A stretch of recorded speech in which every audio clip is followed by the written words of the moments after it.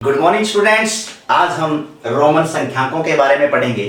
Roman संख्याकों में सबसे पहले तो जो संकेत दिए गए हैं वो हमारे अंकों के बराबर कैसे होते हैं वो देखें।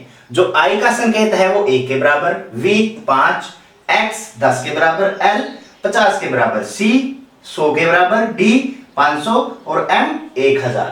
रोमन पद्धति के अंदर इन संकेतों के द्वारा ही संख्याएं लिखी जाती हैं और उसके कुछ नियम भी हैं। पहले तो आप इनको अच्छे से याद कर लें क्योंकि इसके द्वारा ही नियम हमारे लागू होंगे। अब हम यदि नियमों पे आए कि संख्याएं कैसे लिखी जाती हैं तो पहला नियम हमारा है, यदि किसी संकेत की पुनरावृत्ति होती है, पुनरावृत्ति का मतलब होता है कि वो बार बार लिखा जाता है। मान लो मैं लिख रहा हूं x x x या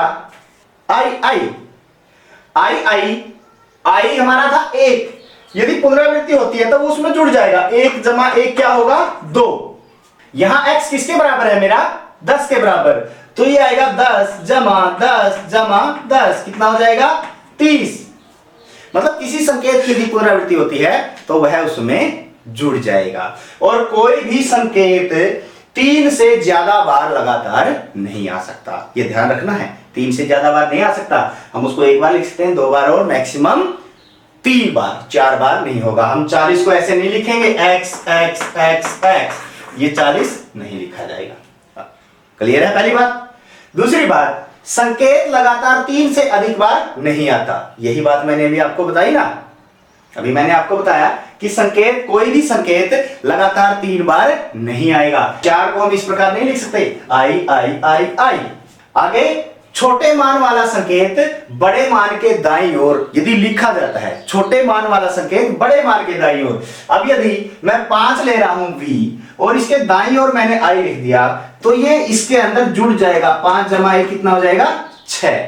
यदि मैं x लेता हूं, x है 10 और इसकी तरफ मैं लिखता हूं v मतलब 5, तो 10 जमा 5 मेरे पास ये कितना हो जाएगा 15 हो जाएगा। तो छोटे मान वाला संकेत बड़े मान के दाईं ओर, दाईं ओर का मतलब इधर, ये दायां हाथ है, जब हम देखते हैं ये बायां है इधर से।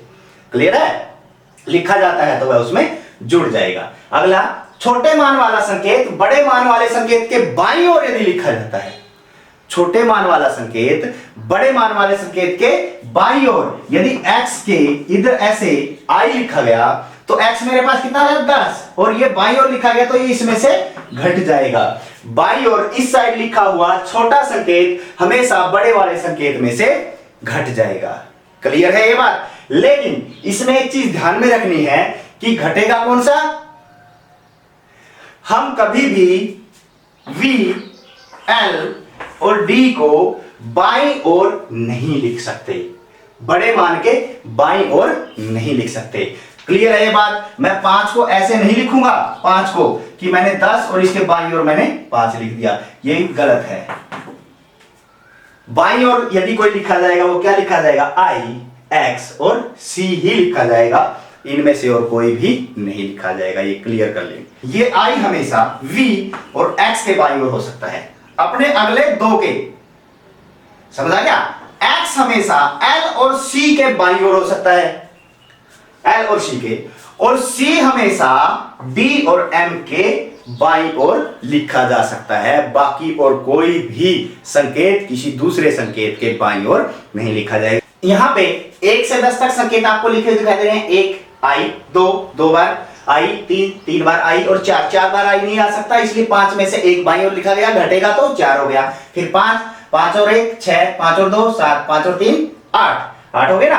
अब ये 3 से ज्यादा बार नहीं आ सकते तो क्या करेंगे, 10 में से 1 घटा दिया 9, फिर 10। अब इनको कैसे लिखेंगे, इनको हम तोड़ तोड़ के लिखते हैं। कैसे, 60 जमा 9, और 60 को कैसे लिखूंगा मैं 50 जमा 10, क्योंकि हमारे पास 50 का ऑप्शन है, 9 तो हमारे पास ये रहा, तो 50 जमा 10 हमारे पास क्या हो जाएगा l 50, फिर 10 60 हो गए और 9 के लिए मेरे पास ये आ गया lx और फिर ix। इसको हम ऐसे लिखेंगे। 95 को कैसे लिखेंगे 100 c में से 10 घटा दिया 90 और 5 95। इसी प्रकार 27 को 10 20 और 7 को कैसे लिखते हैं 5 और 2 7। 45 को 45 हम 4x लगातार नहीं ले सकते तो हम क्या करेंगे 50 में से पहले 10 को घटाएंगे, कितना हो गया 40, 40 और 5 45।